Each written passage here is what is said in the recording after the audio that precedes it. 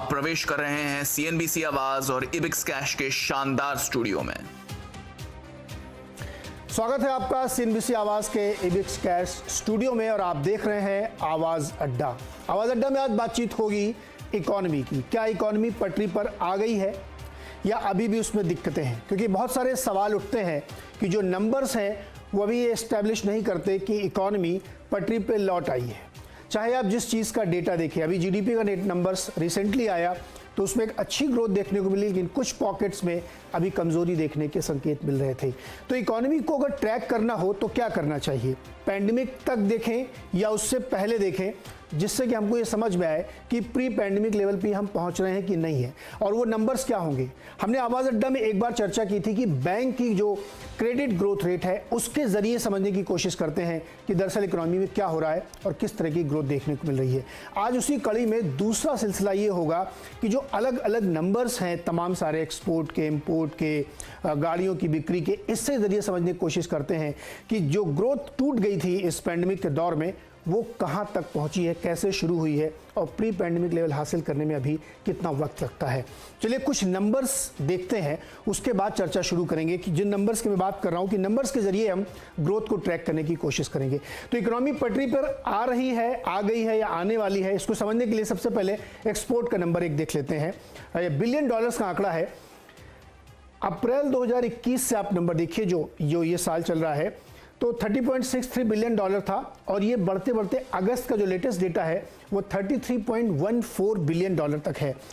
अब सवाल उठता है क्या प्री पैंडेमिक लेवल पे है? तो प्री पैंडेमिक लेवल का लेवल अगर आप 2019 का अगस्त लेंगे तो आपको 25.99 वहाँ से मच बेटर है, और अगस्त 2020 जो पैंडेमिक की बुरी स्थिति में था उससे मच बेटर है, लगभग डबल हो रहा है। तो यानी आप ये कह सकते हैं कि एक्सपोर्ट के फ्रंट पे तगड़ी ग्रोथ यहाँ पे होती हुई दिख रही है। लेकिन एक और आंकड़ा देखना चाहिए कि इंपोर्ट हमें क्या सजेस्ट करता है। तो इंपोर्ट में हमने गोल्ड का हिस्सा हटा दिया है, नॉन इंपोर्ट गोल्ड का इंपोर्ट हम देखें ये भी बिलियन डॉलर्स में है। तो लेटेस्ट आंकड़ा जो अगस्त का आपको दिख रहा है वो 40.6 बिलियन डॉलर पे है और प्री पैंडेमिक लेवल 38.22 है, यानी अगस्त 19 का।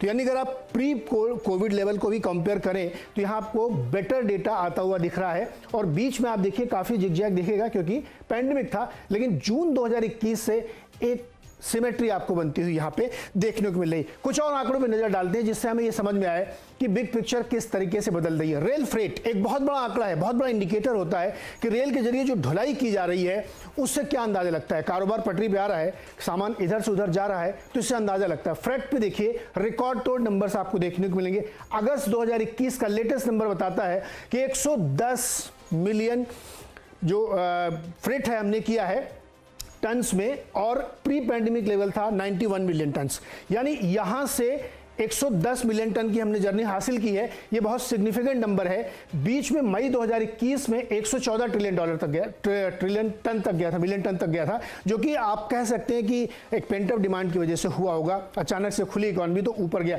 लेकिन उसके बाद से आप देखिए एक कंसिस्टेंसी यहाँ पे आती हुई दिख रही है। तो आप ये कह सकते हैं कि ये जो नंबर्स हैं ये फ्रेट के नंबर हैं, यानी रेलवे के द्वारा जो माल ढुलाई हो रही है वो इंडिकेट कर रहे हैं कि नंबर्स काफ़ी तेजी से बढ़ रहे हैं और स्टेबल होते हुए यहाँ पे दिख रहे हैं।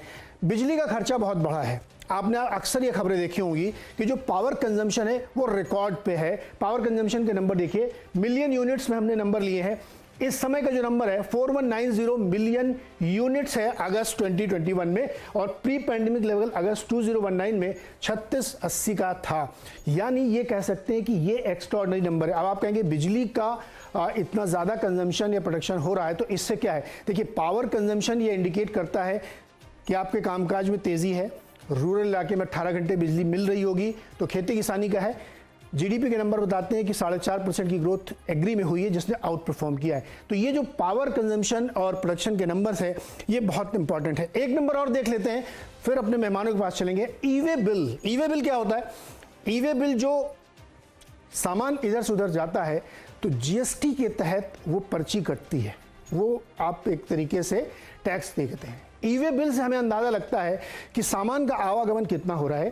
प्री पैंडेमिक लेवल अगस्त 2019 में 1.6 मिलियन पर डे का नंबर था, जो अब बढ़ के 2.07 मिलियन पर डे हो गया है ई वे बिल्स।